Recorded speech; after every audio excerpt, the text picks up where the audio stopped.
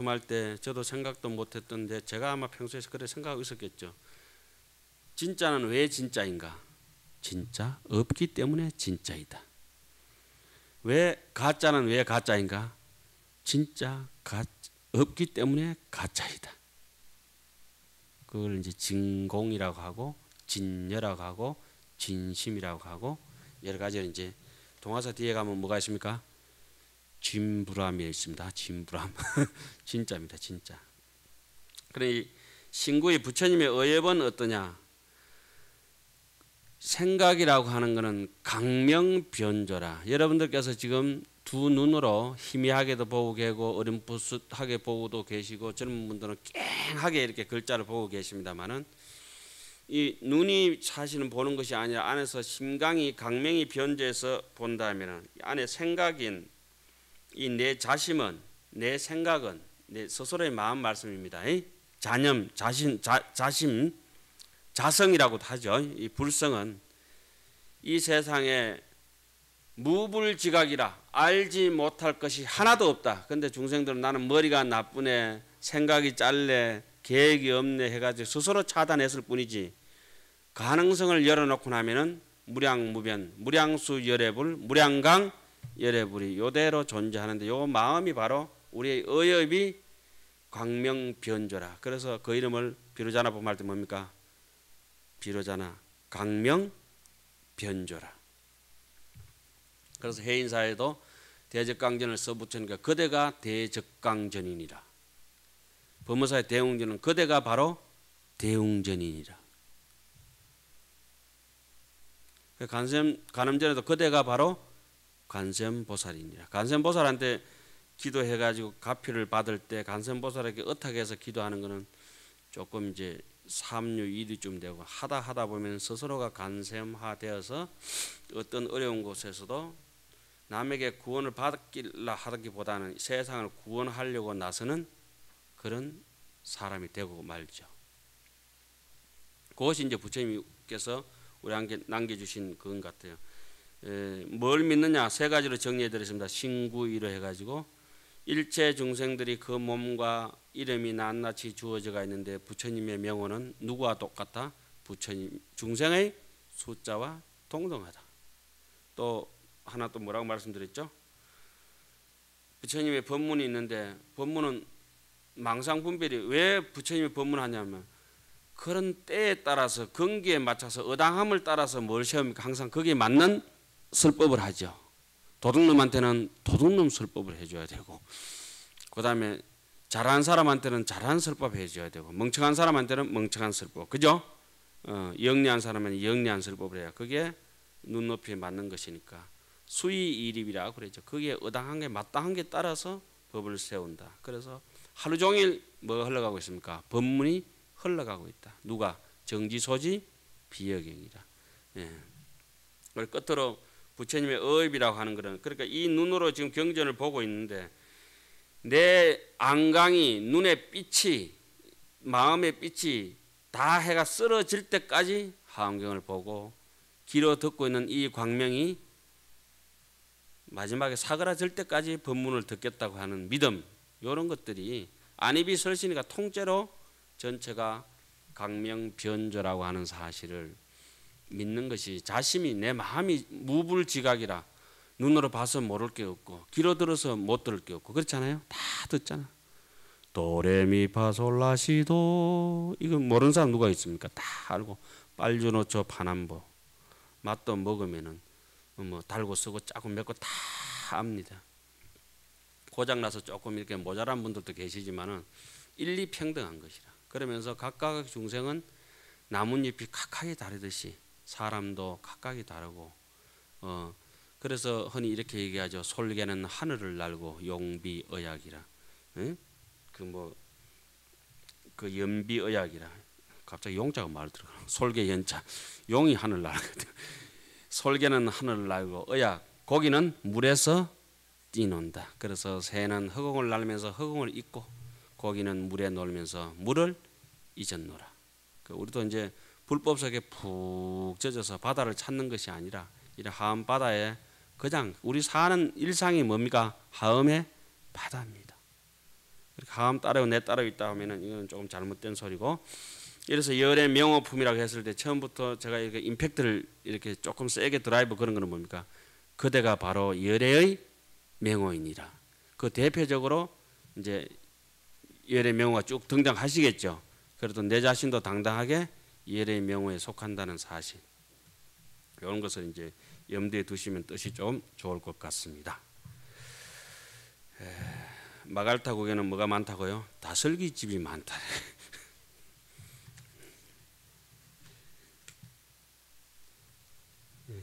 시성 열의 명호품 제7 열의 명호품 서분 시성 정각이라.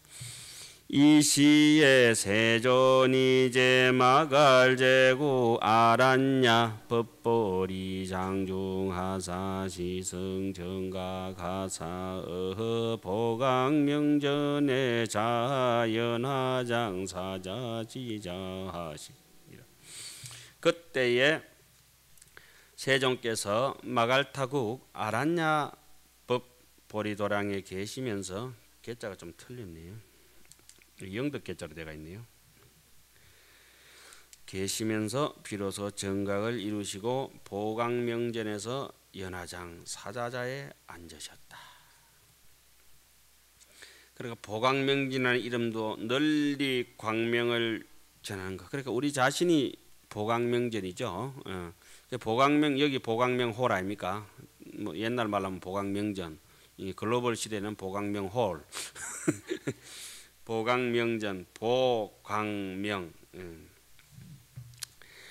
이 보강명전이라고 하는 이름도 찬란하고 거기에 연꽃 창고 연화장이라고 하는 것도 대단하고 사자좌라고 하는 것도 대단하죠. 낱낱이 의미는 세주명호품 할 때 제가 충분히 설명을 드린 것 같습니다. 우리 마음 세계의 심강이 강대무변한 것이 바로 보강명이요. 그 어디에도 추탁한데 물들지 않는 것이 잡념에 물들이지 않는 것이 연화장이요. 그 어떤 쪽제비 같은데 굴복하지 않는 것이 용맹정진하는 세파에 흔들리더라도 굴하지 않고 당당히 나아가는 사자라. 거기 보강명전 연화장 사자자에 앉아 있었으니까 법도 어떤 것이 서려지겠어요? 거기에 걸맞는 법이 서려집니다.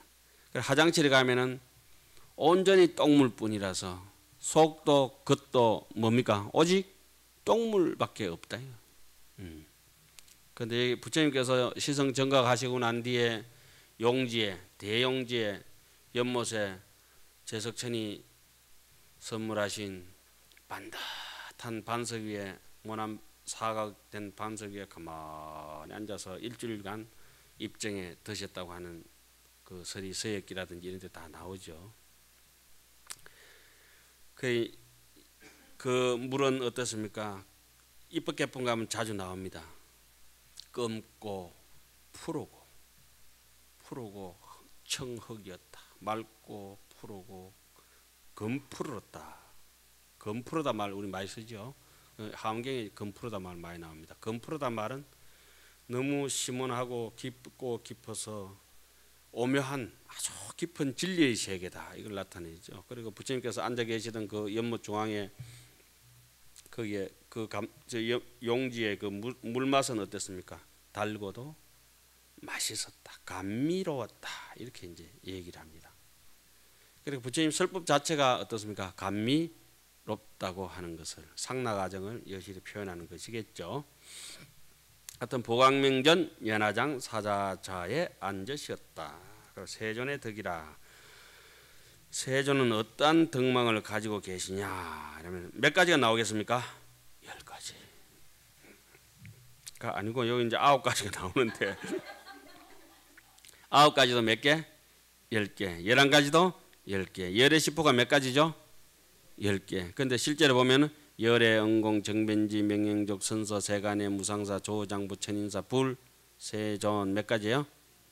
11가지도 10가지. 근데 이게 11가지니까 이제 억지로 끼 맞춘다고 무상사하고 뭐는 조장부는 붙어야 되니 뭘 붙어야 되니 이름이 뻔히 그 두 가지인데 왜 한 거를 몰아붙이냐고. 그렇게 하는 건 아니죠. 한번 그 다음에 세전의 덕을 읽어보겠습니다. 묘 개만하시며 이행이 영절하시며 달무상법하시며 주업불조하시며 덕불평등하시며 도무장처와 불가전법하시며 소행무예하시며 이부사의하시며 복연삼세하시니라. 얼마나 좋으면 합장이 막 저절로 나오잖아요. 묘개만하시며 묘라고 하는 것은 정각이라 묘하게 깨달은 것을 이제 묘라고 이제 얘기를 하는 거죠. 뭘 깨달았냐? 진짜와 속된 것, 진망을 나란히 깨뚫어 비춘다. 우리 반야신경에는 뭐라 하죠? 깊은 반야 바람일다를 행할 때 조견 오원이라. 속된 것도 깨뚫어 버리고 진리도 깨뚫어 버린다. 이것을 묘오라. 그게 이제 개만이라. 모두 다 원만하려고 하면은 중생과 부처를 다 깨뚫어 버려야 된다. 예. 밤낮을 통철해 버려야 묘오 개만이라. 이렇게 묘오를 왜 묘라고 했느냐? 아주 집착해도 치하해도 무치착이라. 치하는 뜻이 없기 때문에 묘라. 깨달아도 깨달은 바가 없다. 우리 금강경축에서 많이 말씀하시죠. 석제 연동 불전의 유소덕 법부와 부처님께서 세존이께서 연동 부처님 처소에 계실 때 얻은 바의 법이 있으신가? 불야니이다 세존이시여. 열애가 법을 설한 것이 있느냐? 불야니이다 세존이시여. 그러니까 논리에 부정을 하고 논리에 당신이 세운 논리를 다시 부정하고 해서 결국은 극치에 이르도록 이제 설법을 해 나가는 거죠. 하암경에도 그런 대목이 많이 있죠. 이행이 영절하시며, 이행이라고 하는 것은 생사와 열반, 번뇌, 소지장, 번뇌장 이와 같은 것이, 그러니까 좀 모자라는 범부들은 번뇌장과 소지장에 헤매 가지고 그냥 갈 길을 잃어버리고, 조금 도가 닦이고 나름대로의 불교 소견머리를 열었다는 사람도 열반에 치착해가 떨어져 가지고 고요한 걸 즐기다 보니까 거기 또 앞뒤가 꽉 막혀서 못 가잖아요. 그래서 공부할 때는 항상 뭐라 합니까? 백척간두의 진 1번이라. 통신정안이라도 재가단이라. 온 몸뚱이가 안목을 다 갖췄다 하더라도, 3세의 안목을 지금 다 가지고 있다 하더라도 다 불태워 가지고 없애버려라. 그 대표적인 인물이 누구십니까? 다나천년선사. 부처님 그거 아시죠? 부처님 답이하신 분. 객실에 불 안 떼준다고 법당에 가가지고 목불 쪼개가지고 아궁이에 이어가지고 불 떼어버렸죠. 그러니까 아침에 주의심이 일나가지고 법당에 가보니까 부처님이 안 계시니까 혹시 부처님 객방에 들어가 보니까 뜨끈뜨끈하니 나무도 없는데 뜨끈뜨끈하고 하니까 혹시 부처님 못 봤냐고 하니까 부처님 밤에 답이했다고. 그 뭔 말이냐고. 저기 목불 그 이제 다 쪼개가지고 군불 떼붙는 거잖아. 그래가 부처님을 그런 식으로 아주 볼상사납게 그렇게 사람이 경우 없이 그렇게 했다고 이제 죽일 기세를 달게 되고 그러고, 아이고 그 진짜 부처님 맞냐고. 그러니까 맞다고. 맞으면 가보자 내하고. 그럼 아궁이 가서 부처님이면 필시 사리가 있을 것이다.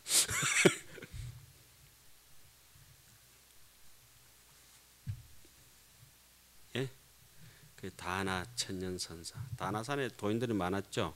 우리 서장 배울 때 다나자순선사, 그 통신정안 재가단이라고 하는 거 제가 말씀드린 그 다나자순스님 그쪽에서 나온 말씀이죠.